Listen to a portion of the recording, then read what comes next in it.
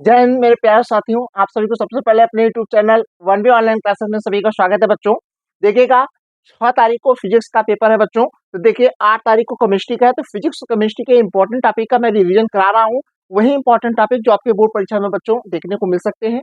तो आज का जो इंपॉर्टेंट टॉपिक है वो है क्लास 12 के फिजिक्स का चैप्टर नंबर, जो चैप्टर है लाइट है प्रकाश। और प्रकाश के जितने भी इंपॉर्टेंट जो है क्वेश्चन है, इंपॉर्टेंट टॉपिक है जो आपके बोर्ड परीक्षा में आ सकते हैं बच्चों, और सारे टॉपिक में करा रहा हूँ। 2 दिन बचे हैं, 2 दिन में जितने इंपॉर्टेंट टॉपिक हो सकते हैं उतना मैं आपको रिवीजन कराऊंगा। उस पर न्यूमेरिकल, उस पर टॉपिक, उसका डेरिवेशन, उस पर थ्योरी जो होंगी सारी चीज में कराऊंगा। परेशान नहीं होते बच्चों, आप इसको नोट करें, अच्छे से देखें, समझे, और बोर्ड परीक्षा में यही आएगा, छाप को आप आइएगा। आइए समझते हैं बच्चों। देखिए यह है गोली अवतल पृष्ठ। गोली अवतल पृष्ठ क्या है? S P S DOS. S P S DOS, S P S DOS क्या है? एक गोली अवतल पृष्ठ है जिसमें 2 माध्यम लिया गया है। एक माध्यम क्या लिया गया? एयर। एक माध्यम लिया गया कौन सा? यहाँ एक माध्यम लिया गया है ग्लास। माध्यम जो एयर है उसका अपूर्णांक n1 है, जो ग्लास है उसका अपूर्णांक क्या है? n2 है। और देखिएगा यहाँ गोली अवतल पृष्ठ एसपीएस डैश है। एसपीएस डैश में आपतित किरण कौन सा है? आपतित किरण ओ और ए। ओ और ए क्या है? आपतित किरण है। और देखिएगा ए से एम क्या है? अपवर्तित किरण। याद रखिएगा, ए एम अपवर्तित किरण, ओ ए जो है आपतित किरण है। और ये आपतित किरण है, ये अपवर्तित किरण है। और इसमें देखिएगा सी ए एन डैश, ये क्या है? सी ए एन डैश, ये आपका अभिलंब है। क्या है ये? आपका नॉर्मल है। ये नॉर्मल अभिलंब है बच्चों, याद रखिएगा अभिलंब है। अब देखिएगा अभिलंब है तो आप पढ़े होंगे कि आपतित किरण अभिलंब के साथ कौन सा कोण बनाती है? आपतन कोण आई बनाती है। तो देखिए ये अभिलंब है, आपतित किरण, इसके बीच कोण कौन सा बना? आई।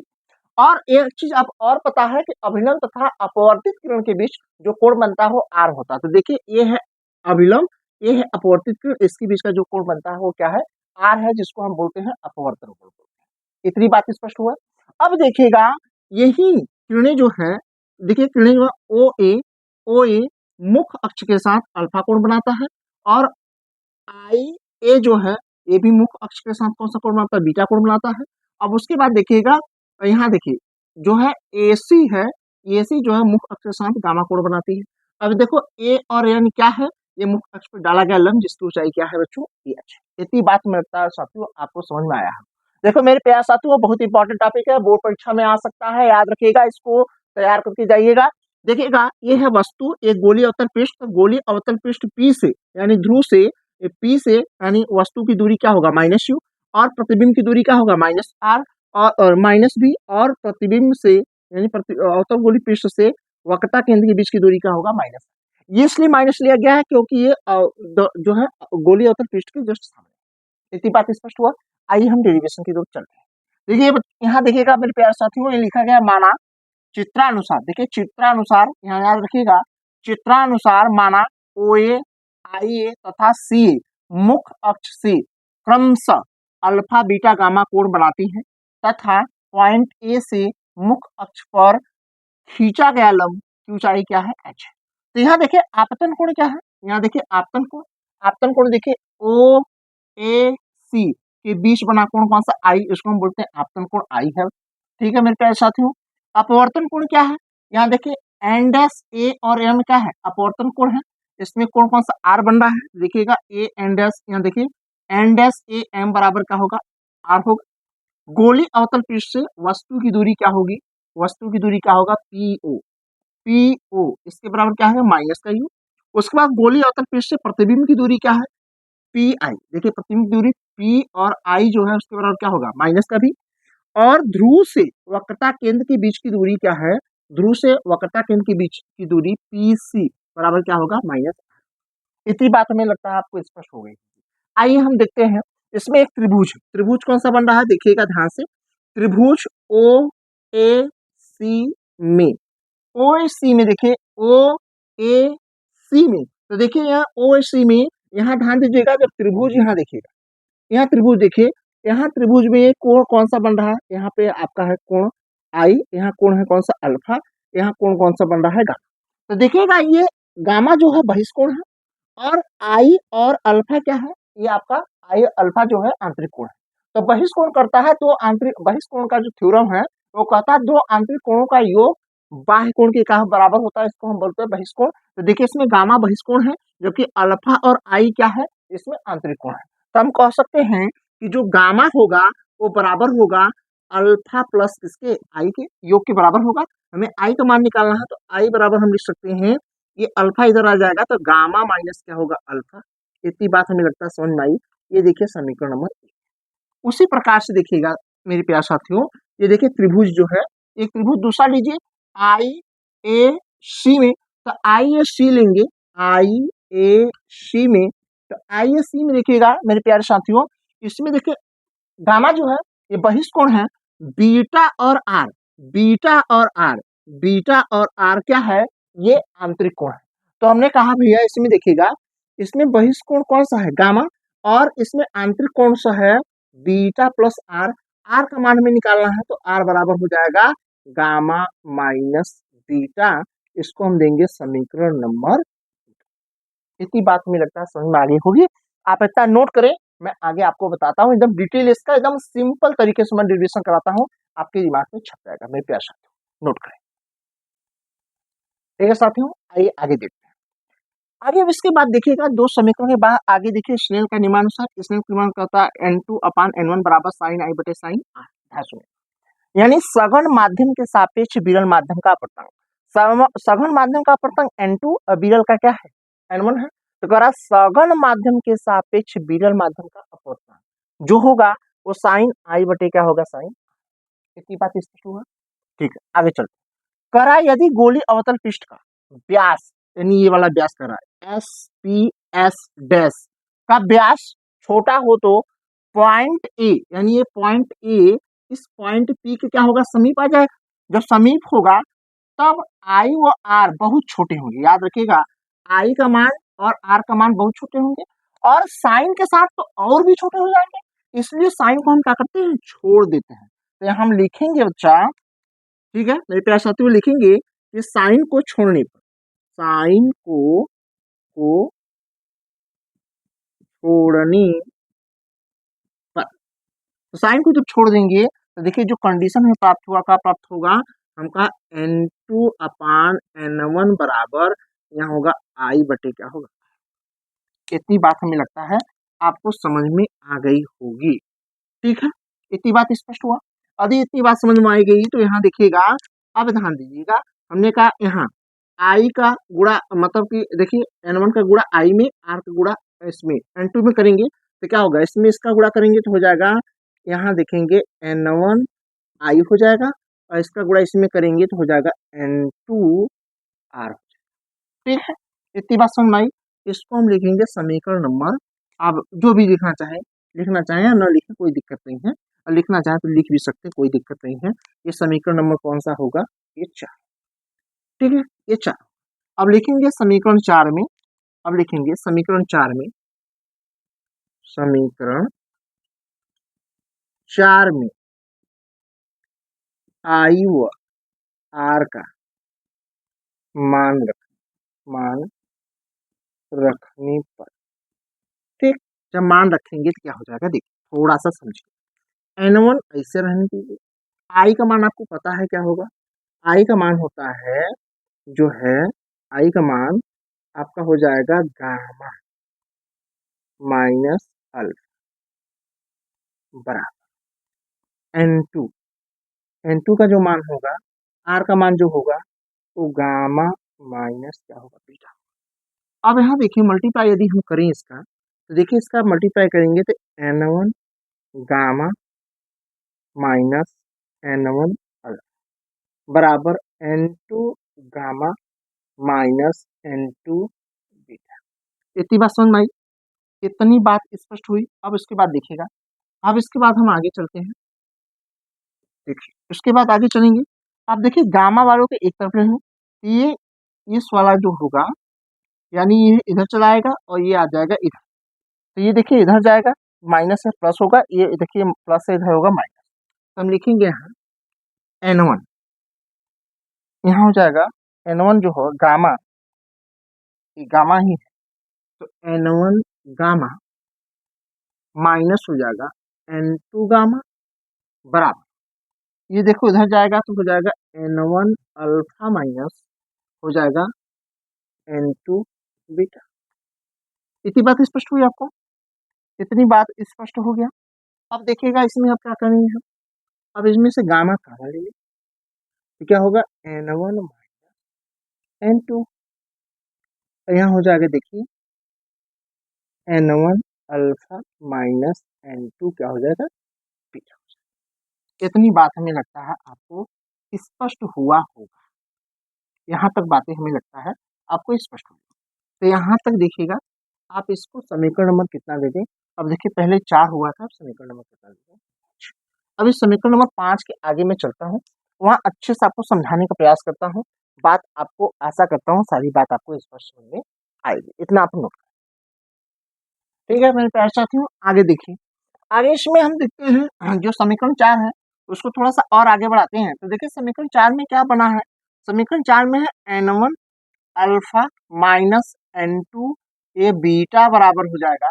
यहाँ पे देखिए आपका जो कॉमन मिला हो गामा, ये गामा जो होगा वो गामा यहाँ होगा n1 माइनस n2 होगा। इसको यदि हम ऐसे पलटें, यदि यहाँ से देखें हम माइनस लेके कॉमन ले लें, यदि हम माइनस लें तो माइनस यदि इसमें कॉमन लेंगे तो माइनस कॉमन लेने पे क्या हो जाएगा, देखिए यहाँ जाएगा, यहाँ प्लस हो जाएगा, यहाँ माइनस हो जाएगा। तो यहाँ हो जाएगा देखिए, यहाँ हो जाएगा आपका n2 बीटा माइनस n1 क्या होगा अल्फा बराबर, देखिए यहाँ भी माइनस कॉमन लेंगे तो हो जाएगा देखिए यहाँ पे n2 माइनस कितना होगा, इतनी बात आप चाहे यहाँ माइनस माइनस आप काट, कोई दिक्कत नहीं है। आप यहाँ देखिए, आप इसको इस तरीके लिख सकते हैं n2 beta minus n1 alpha बराबर गामा n2 माइनस n। इसको आप समीकरण नंबर 5 दे सकते हैं, कोई दिक्कत नहीं। अब यहाँ ध्यान दीजिएगा, अब यहाँ पे हम निकालेंगे अल्फा बीटा गामा का मान। तो कहाँ से निकालेंगे, देखिएगा हमें निकालना है पहले अल्फा। देखिए अल्फा का मान निकलेगा इससे, तो देखिए अल्फा बराबर tan अल्फा निकालेंगे, क्योंकि अल्फा यहाँ अल्फा निकालेंगे तो हमें आधार पता है और लंब पता है, तो क्या लिखाएंगे tan थीटा। तो अल्फा बराबर हम लिखेंगे क्या होगा tan अल्फा। तो tan अल्फा बराबर ध्यान दीजिएगा, यहाँ देखिए ओ ए एन में, यहाँ देखिए अल्फा बराबर होगा यानी कोण tan tan अल्फा, तो tan अल्फा tan बराबर होगा लंब बटे आधार। तो आधार ये है, लंब ये है, तो यहाँ देखो क्या होगा, आधार आपका लंब देखा जाए तो लंब क्या है, लंब आपका an है, आधार क्या है o से n एक बार लेंगे, o से n लेंगे, और लंब तो ही है लेकिन आधार एक बार o से n एक बार o से p लिया जाता है, तो o OP हो जाएगा OP, या हम an की ऊंचाई कितना है h है, और देखिएगा और OP का मान कितना है माइनस, ये हो जाएगा माइनस।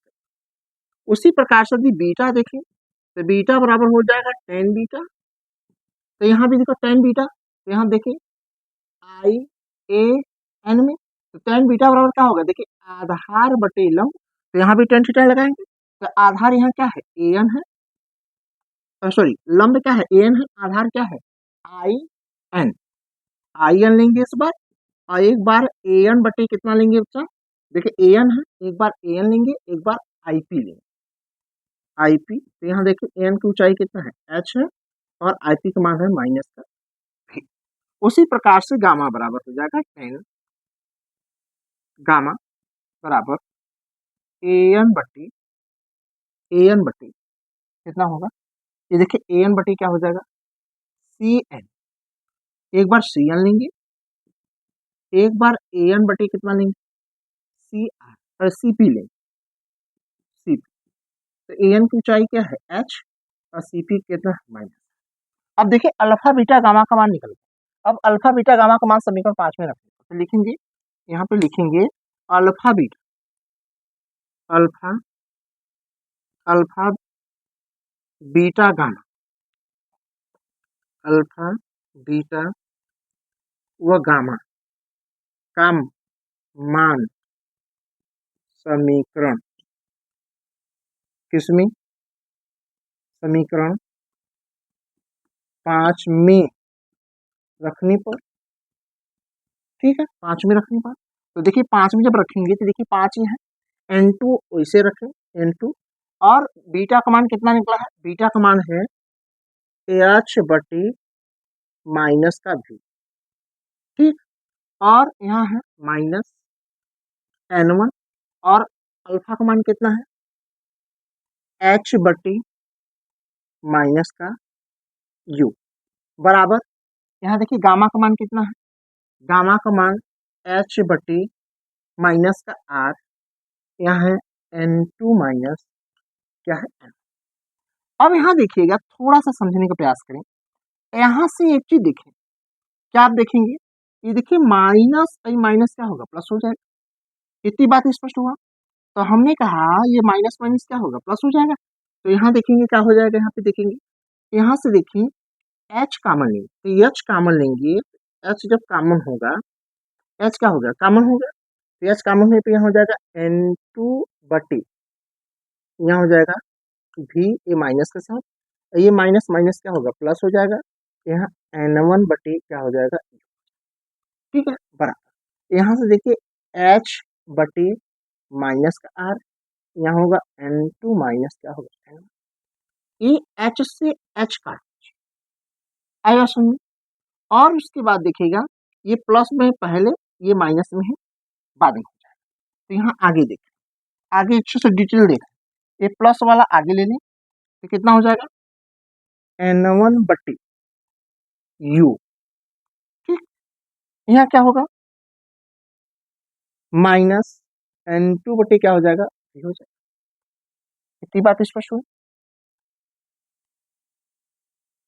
ठीक है। अब उसके बाद देखेंगे क्या हो जाएगा, अब यहाँ हो जाएगा, यहाँ पे उसके बाद यहाँ पे देखिए हो जाएगा N2 माइनस N1 बटे, वो भी माइनस, ठीक है। यदि आगे देखें, यदि यहाँ पे क्या करें, एक कंडीशन बनता है, यहाँ पे हम बगल में बता दे रहे हैं, यहाँ देखिए N2 बटे N1 बराबर N होता है। तो यदि आप लिखना चाहें तो N2 बराबर लिखेंगे N, ये जहाँ पर N2 है वहां पर क्या लिख लें, N1 लिख। तो हम देखिएगा यदि लिखे यहाँ पे करें तो देखिए क्या हो जाएगा, यहाँ पे देखिए जहाँ N1 है उसको हरे रहने दें, U माइनस देखिए यहाँ हो जाएगा N1 बटे V, यहाँ पे देखेंगे N1 माइनस N1 बटे क्या होगा, माइनस का R हो जाएगा। अब देखिए यहाँ से N1 कॉमन ले लें, N1 जब कॉमन लेंगे तो हो जाएगा, देखिए यहाँ हो जाएगा 1 बटे U माइनस N बटे कितना होगा V, बराबर इमा से N1 कॉमन ले लें तो N माइनस 1 बटे कितना हो जाएगा, N1 से N1 कट, N1 से N1 क्या होगा, कट जाएगा। अब देखिए यहाँ माइनस का, यदि माइनस कॉमन ले लें, इनमें से माइनस माइनस कॉमन ले लेंगे तो क्या हो जाएगा, यदि माइनस कॉमन ले लें तो यहाँ तक आप करें, उसके आगे मैं बता रहा हूँ, यहाँ तक मत। देखिए मेरे प्यारे साथियों, इसके बाद देखिएगा यहाँ पे क्या हो जाएगा, यहाँ पे देखेंगे हम माइनस यहाँ से कॉमन ले लेंगे, जब माइनस कॉमन लेंगे तो यहाँ माइनस होगा, यहाँ प्लस हो जाएगा, और ये माइनस से माइनस करिए, देखिए हम माइनस कॉमन ले रहे हैं, इसमें माइनस कॉमन, जब माइनस कॉमन लेंगे तो यहाँ प्लस हो जाएगा, यहाँ क्या होगा, माइनस हो जाएगा। तो देखेंगे क्या हो जाएगा, यहाँ पे यहाँ माइनस हम कॉमन लेंगे, तो माइनस कॉमन लेने के बाद क्या हो जाएगा, यदि माइनस कॉमन लेंगे तो प्लस हो जाएगा, क्या हो जाएगा, प्लस हो जाएगा।